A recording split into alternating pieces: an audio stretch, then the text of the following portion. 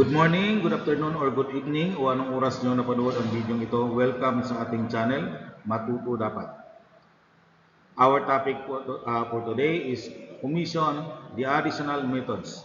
Since we have discussed already the first part of the commission.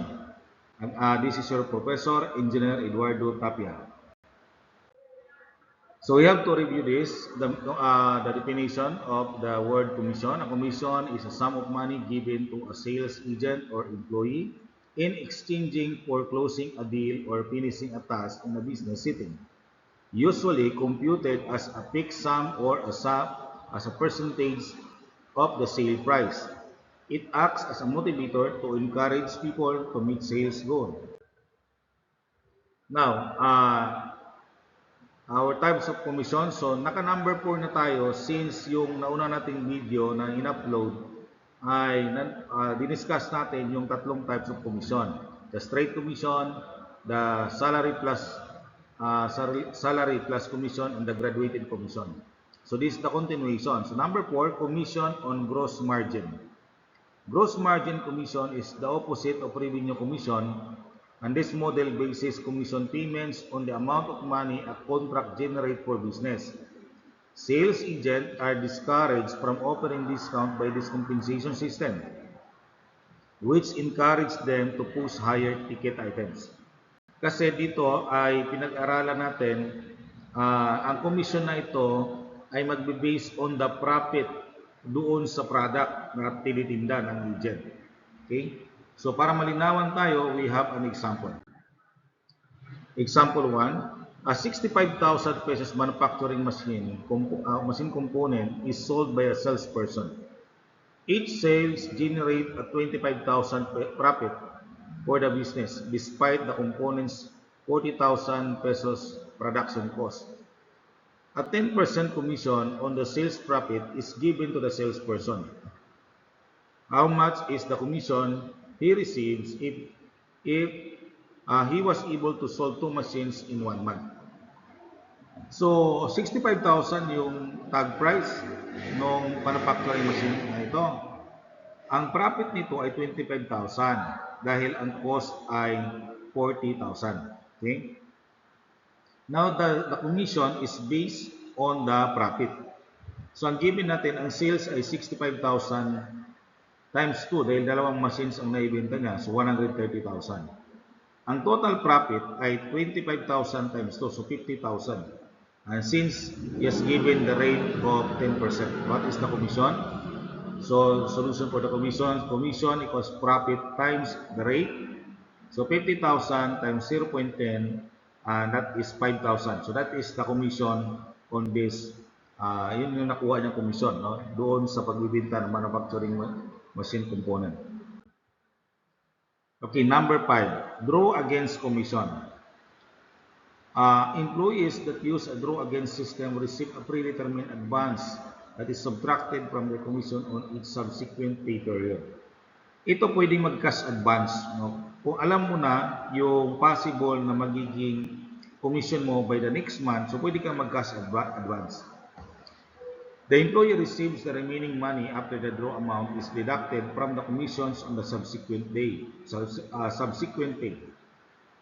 An employee will owe the company the draw amount if they are unable to earn commissions. If an employee has several unsuccessful sales cycles in a row, they may be left with substantial debt, but they can still receive extra compensation from the subsequent round of commission. Okay? Tingnan natin ito. Example 2, the expected commission for a salesperson during a pay period is 7,500 pesos. At the beginning of that pay cycle, a sales agent gets a 3,000 pesos draw. At the end of the pay period, how much he will receive? Letter A, he will meet the goal of 7,500. B, he only gets 6,000 pesos commission. And C, he will get only 2,800 pesos. So, mayroon tayong mga tatlong kondisyon. Ang expected commission niya ay 7,500. So, ang draw amount ay 3,000. Okay. So, solution to find for the commission. ang commission, actual commission minus draw amount. So kung magkano yung actual na commission niya, ibawas natin yung nakuha ng advance. So letter A, 7,500 minus 3,000 kasi ang letter A, na-meet niya na 7,000 ang nakuha niyang commission. So minus natin yung draw niya na 3,000, so 4,500 na lang natitira niya. Letter B, 6,000 lang ang na-meet niya. So 6,000 minus 3,000, mayroon pa siyang maiuwi na 3,000 pesos.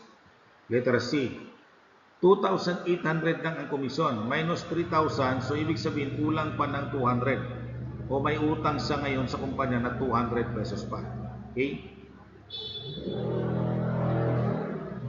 So that is a draw against commission. Multiplier commission. Para itong graduated commission. Pero ang kaiba ang style kasi based on the quota. Multiplier commission can be challenging, although it's the most personalized of the common templates. It can be worthwhile to work out the specifics because many sales representatives find this model to be very inspiring. A sales representative compensation under multiplier commission is determined by how well they perform in relation to multiple key performance indicators. They begin with a basic commission rate but based on important performance indicators. The commission rate is multiplied by a preset factor. In addition to encouraging your representatives to improve their sales tactics, at times, this can be a very successful strategy for identifying and enhancing the selling behaviors. Okay? So, dito sa multiplier commission, gaya ng graduated commission, ang kanyang commission ay based doon sa naitinda. Kaya dito kasi ay based sa quota. Okay, so tingnan po natin yung example. Okay, example of multiplier commission, example 3. The employee's quota for 1 month is 150,000 pesos. Ang quota niya 150,000. His commission rate is 5% if, okay, tingnan tayo the word, if he meet the quota for 1 month. So kung abot ng quota, mayroon siyang 5% commission. However, he will get 80% of the commission rate if he will get only between 0% to 75% of his quota. So kung hindi aabot sa quota, no? Kasi quota niya 150,000. Paano kung mga 75% or less lang? So in this case, 80% is the multiplier. O this means that he will get 4% of the commission. So instead na 5%, 4% na lang. Then he will receive 90% of the commission or 4.5% if he meet the quota between 76% to 90%. Finally, he will receive 100% of their commission at the full 5% if he will reach 91% to 100% of their quota or more. Okay? So, ganun po ang sistema niya. So, tingnan natin. For 1 month, he has a total sales of 130,000. How much? His commission. So makita natin, ang nakuha lang niyang sales ay 130,000. Hindi po umabot doon sa quota na 150,000. So kukumpute natin ang kanyang magiging commission. Ang quota sales ay 150,000 per month. Ang actual sales ay 130,000. Ang condition natin, kapag nakabenta ng 0 to 75%, ang ibibigay ay 4% commission lamang. Kapag nakabenta ng 76 to 90%, 4.5% commission. Kapag 91 to 100%, 5% commission. So, ang tanong natin dyan, magkano ang kanya magiging commission? Okay? So, tingnan natin ang percent of quota. So, 130,000 divide 150,000 times 100. So, that is 86.67%. So, ibig sabihin, naka 86.67% siya. So, nandito sa belong sa pangalawang condition. Okay, kasi 76 to 90 ito eh. Okay, so therefore,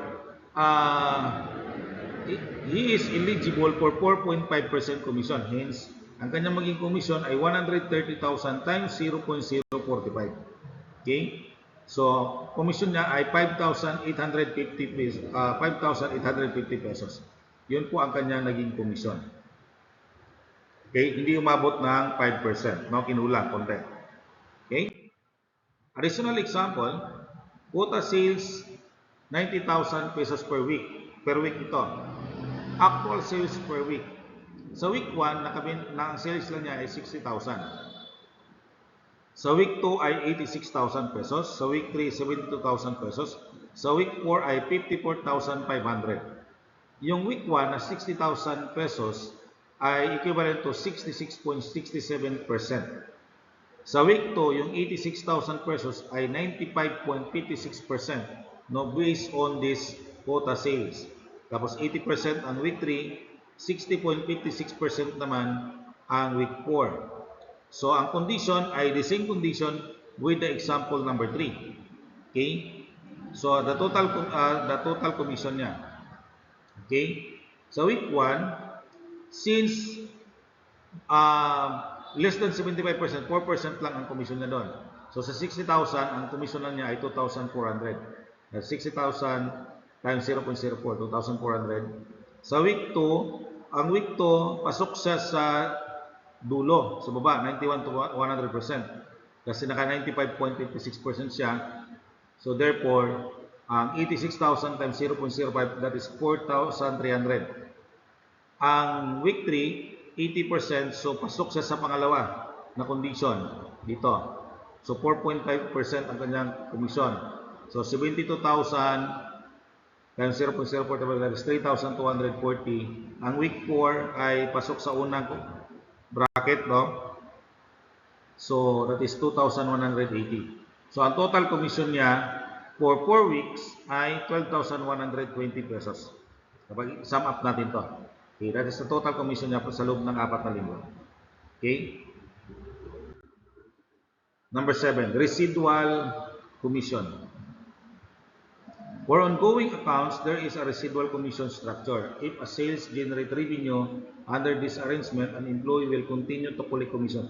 Ito commonly, karamihan ito sa yung mga insurance, yung tuloy-tuloy na nagbabayad, no? So sa bawat bayad niya, mayroong income yung naka-close ng deal.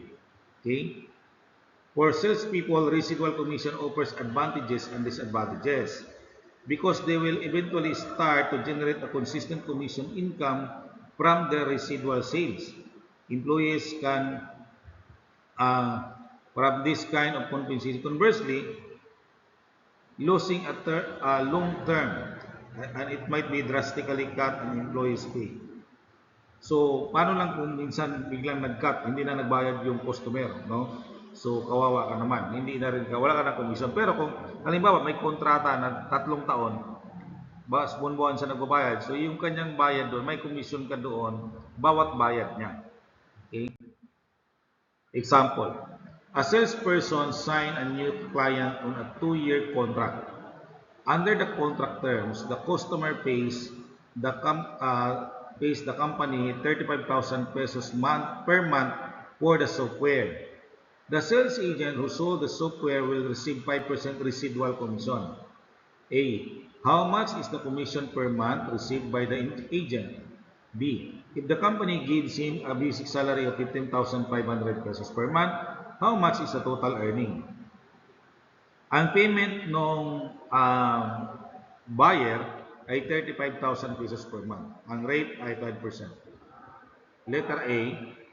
So 35% times 0.05, ibig sabihin ang commission niya per month ay 1,750. So kung habang tuloy-tuloy na magbabayad yung customer, mayroon siyang 1,750 per month.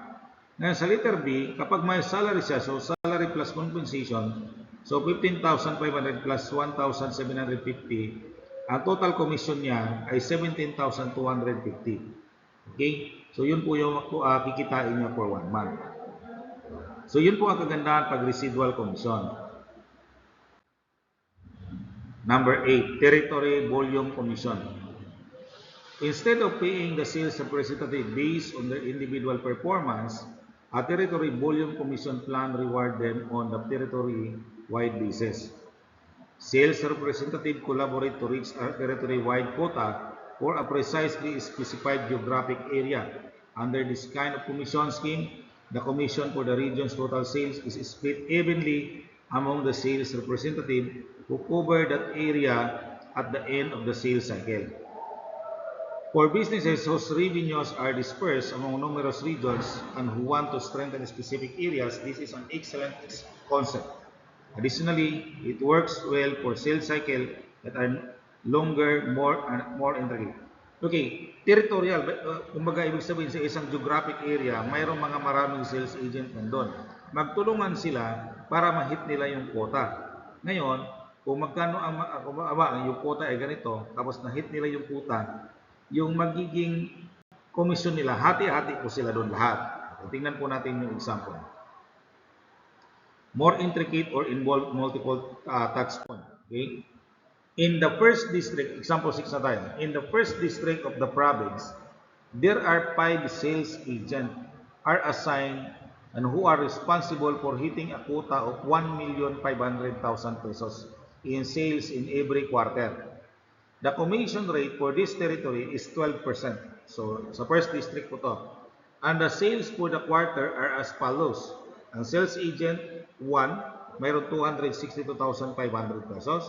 Sales agent 2, nakabenta siya ng 375,000 pesos. Sales agent 3, 337,500. Sales agent 4, 310,000. And sales agent 5, 285,000 pesos.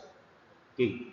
So, ang total sales nila ay 1,570,000. Ibig sabihin, nahit nila yung quota. Okay?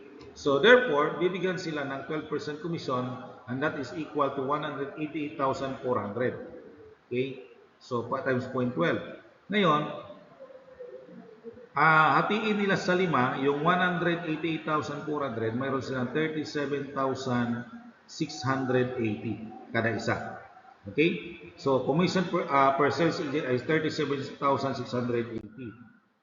So, since the district total sales were 1,570,000, the territory sales agent met their quota and eligible to receive their 12% commission rate. Hence, the total commission they receive is 188,400.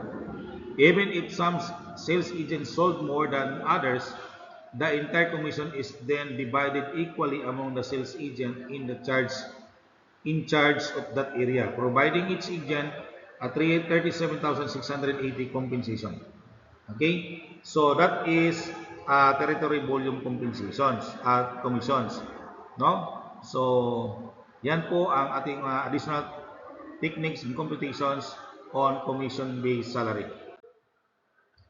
Okay, you have to solve this problem. Number 1, a 110,000 pesos electric guitar is sold by a sales agent and the cost for electric guitar is 70,000.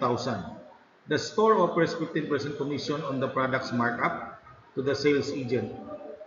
How much is the commission he received if he is able to sell 3 electric guitar with same price and model in 1 month? Number 2, if the agent received an average of 45,000 pesos commission per month on the house and lot, if he will get a draw amount of 20,000 pesos, how much he will receive if he will only get 38,000 pesos commission at the end of the month? Number 3, a salesperson signed a new client on a 5-year contract. Under this contract, the customer pays the company 5,500 per month for the insurance premium. The sales agent who closed the deals will receive a 3% residual commission. The agent also received a basic salary of 18,500 pesos per month. How much is the total earning? Okay. So, number 4, employee quota for 1 week is 120,000. The company gives him a commission rate of 8% if he met the quota for 1 week. However, he would get only 5% of the commission rate if he only met between 0 to 65% of his quota. Then he will receive 6% of the commission if he will meet between 66% to 85% of the quota. And finally, he will receive 8% of their commission if he will reach 86% to 100% of the quota or beyond the quota. Number 5, in the 3rd district of the province, there are 6 sales agents are assigned who are responsible for hitting the quota of 2,500,000 in sales every quarter. The commission rate for this territory is 13%. And you have now the sales for the quarter, no? of the 6 agent. Okay, so and determine the total commission in this district. Alright, so I hope you learned from this video lesson. No? So,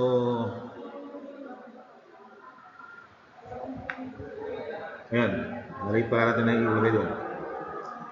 So, may tanong pala sa number 4. For 1 week, he has a total sales of 125,000.